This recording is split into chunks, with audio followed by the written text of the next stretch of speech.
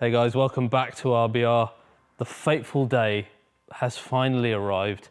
This is the day that we finally unveil a fully battery electric AMG with no engine at all. We all kind of feared this day, but now it's here and we have to deal with it. And I get to pull off the covers to show you today. So let's get the covers off this new AMG EQS together.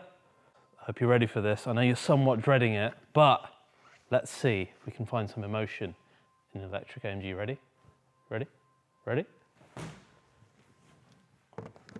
Here we go. This is the EQS 53 New Harbinger for both 43 and 53 segments.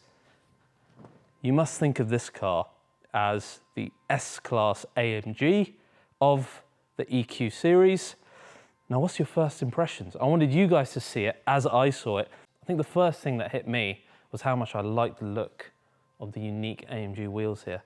They're multi-spoke with the Y spokes, but with an aerodynamic finish, kind of like Project One. These aren't the biggest ones you can get yet either, which is quite cool. These are 21 inch, you can get the 22. You'll see they're adorned by the new Michelin Pilot Sport EV tyre, as announced recently. These were developed with AMG for this model as well, so that's interesting. I'll find out more about that in the future. You can see the carbon ceramic brakes hiding behind there, which are optional extra. We'll go into all of that soon. Looking good. I'm glad we can see them through these alloys. Then the front. I know what you guys are in a second. I can read the comments already. What do you think? It's an embossed AMG logo. You can see the typical Panamericana grille, the AMG logo here. It's not as bad as I thought it'd be, to be honest. I had rendered this for you guys very accurately, I think. I think it looks all right. You pair that with the AMG line lower half, which it brings in bits from like GT4 door facelift with this aero element. You've got dark chrome, dark galvanized chrome here, which is unique to the EQS AMG. Air curtain still in here. All of this very much like the AMG line standard EQS though. Could they have done more? Potentially. No 63 yet planned, so this is going to be the top dog. And we must think of this car as an S-Class AMG for the EQ series. That's where it kind of sits. What else do we have? Let's look at the dead-on front view. It looks pretty good, I think, even with that grille. The spec is definitely helping it. All black. Whether it's hiding things or whether it's making it look even more AMG-like, I'm not sure which one it is, but doing this car a lot of favors. Right, now let's go around the side of the car here. You can see those AMG alloys doing a lot of the work for the entire look of the car. I think they look great. I'd love to see what the larger ones look like as well. I don't think they'll probably look as good because apparently you can't see as much of the brakes hiding behind there. And then you see that cab forward design, which I'm still not used to, but it does look a lot better in this fully black AMG. Now, as we come around the rear, I'm quite a fan of that rear actually.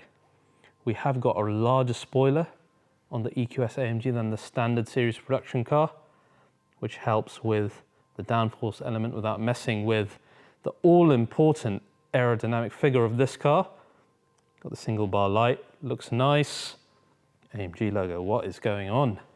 EQS 53 in the new font. Very interesting.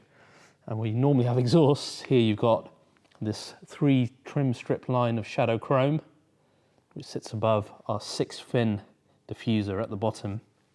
I think it looks good. I like it. I like it. It's in black, it's very, very AMG. I keep saying that. I think the color is very much saving this spec of car. But there's loads to talk about it in terms of what technically makes the EQS AMG an actual AMG. Loads to talk about. Let's delve into that now before we take a look at one of the nicest Mercedes and AMG interiors I've ever seen. So when you look at a car like EQS 53, you kind of start asking philosophical questions of yourself, like what actually determines what an AMG is? Is it solely the combustion engine? Is it the sound? Is it the styling? Brakes, suspension?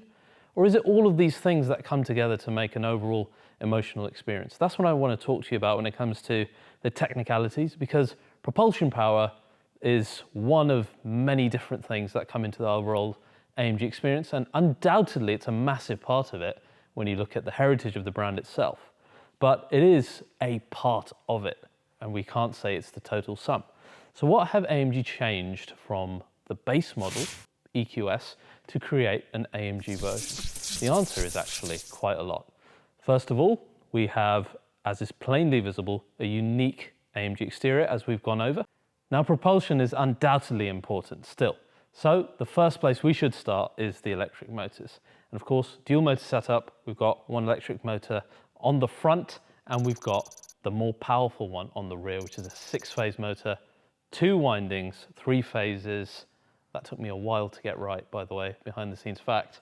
And that produces 310 kilowatts on its own on the rear axle. Our front one is 184 kilowatts. So pretty similar to the base model EQS that you saw in terms of the structure.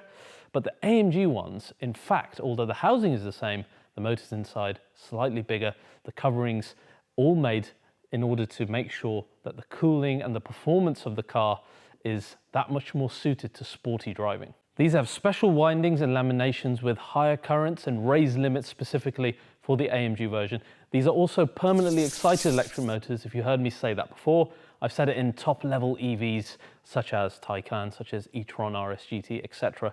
So really the top type of electric motor technology that you can have finding its way into the EQS AMG. It is, however, a single-speed transmission. There's some trade-offs and some benefits for doing this. It's got a more luxury focus, so it makes sense for the EQS AMG. It's also slightly lighter than having the 2-gear operation, and it works better because there's less issues between changing gear. If we had a more sporty version or a more sporty type of EV AMG, then perhaps they might look at doing the 2-speed.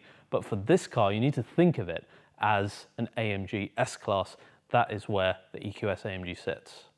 The next thing you'll notice is this, of course, a 4MATIC Plus. As we saw the new badge, what is 4MATIC Plus? It's fully variable torque control. Within the EQS, it works independently of each other, and more importantly, it can make calculations of torque control up to 10,000 times per minute and then act on it if necessary, and then choose which is the correct electric drive unit to be using based on the scenario. Because of course, being an EV, it's got different priorities, whether it's driving for range or driving for performance. Then something more familiar, AMG Ride Control Suspension Plus.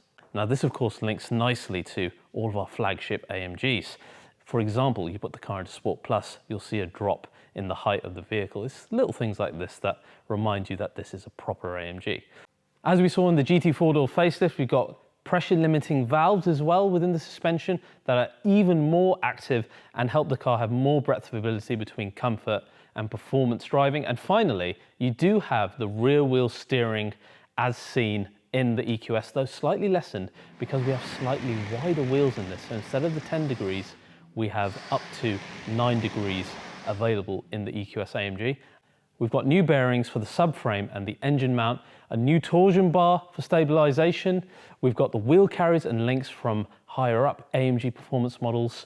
And we have a unique rear axle carrier, which is a specific development by AMG. Then of course we have the AMG Braking System. On our car here, you can see the carbon ceramic brakes, which are optional. These are 440 millimeters on the front, and you still have the ability to get steels as standard. Those are either in gray or in red, and they are still large at above 400 millimeters. Then we have the key differentiator of whether you get the AMG DYNAMICS package or not, and this affects your horsepower and performance in this car. In the standard car, you get around about 650 brake horsepower, 950 Newton meters, and a 0 to 60 of about 3.8 seconds. Top speed in that version is 220 kilometers per hour. But if you get the AMG DYNAMICS Package Plus, not only do you get the additional sound experience that I'll talk about later, you also get more power on launch control and overboost. So now we get up to almost 760 brake, well over 1,000 Newton meters, and a 0 to 60 of 3.4 seconds. Now I don't want you comparing this to something like Taycan or e-tron GT. This is a bigger, heavier car, again in line with something like an S-Class, and to hit those kind of numbers is damned impressive. Okay guys, here we are inside the first ever fully battery electric AMG. It's really weird, you know, I brought this totally analog thing, which is my Edition AMG IWC, into the first ever press drive since I got the watch, which is the least analog looking, or in concept, the least analog AMG that there's ever been. But I'm okay, I'm here for this.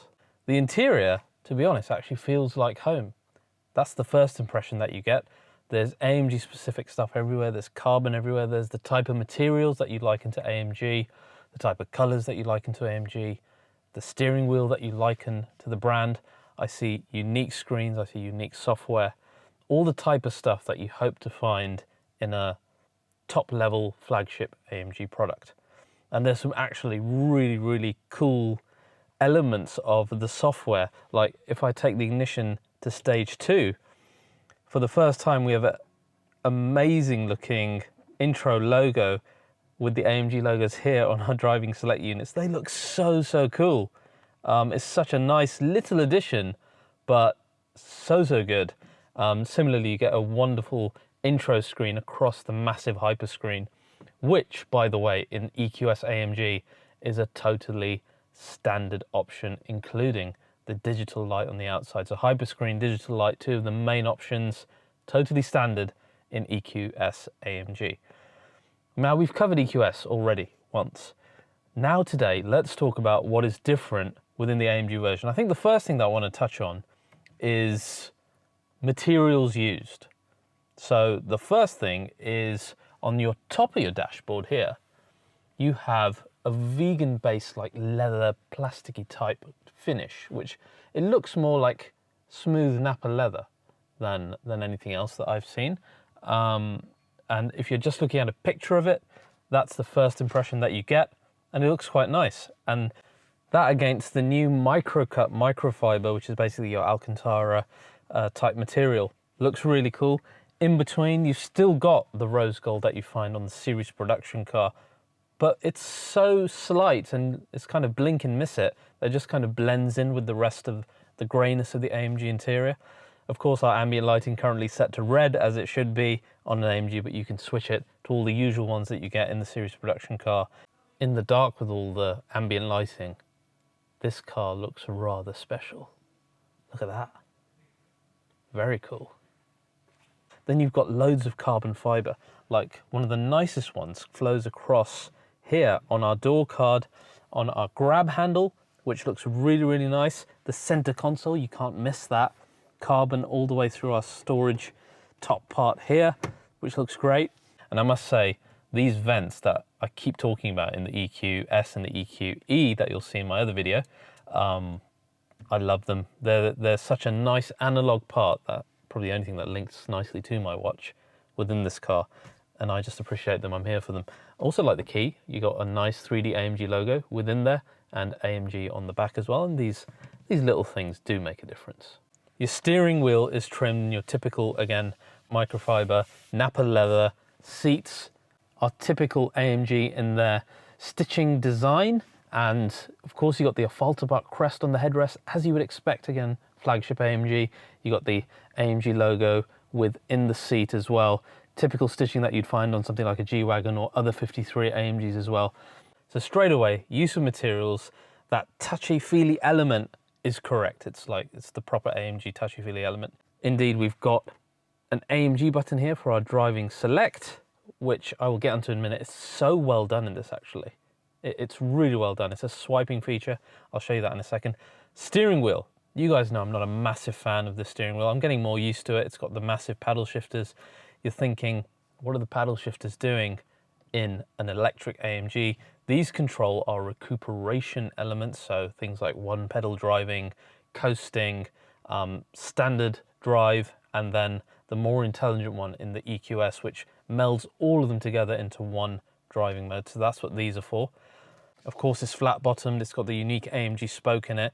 You've got your drive select mode here on the right, as you would find in, say, E63 and all the other AMG cars. It goes from slippery to individual, comfort, sport, sport plus, and that's when this new dynamic select area comes up. It's so well made, so easy to manipulate and change. For example, if I go into slippery, I can just swipe across and change, say, the suspension to sport.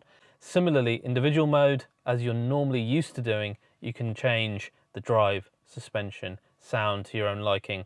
And it goes throughout the modes here, and it's so well animated and it's so well shown and it's so easy to do the swiping functions.